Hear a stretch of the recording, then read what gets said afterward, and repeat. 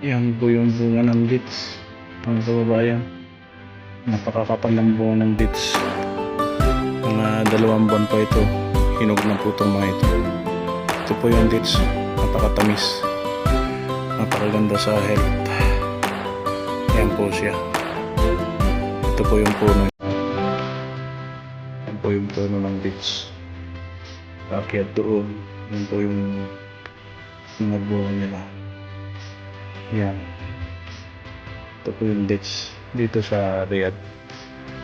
2 months po. Pwede na po siyang anihin. Hinog na po. Yan po siya. Yan.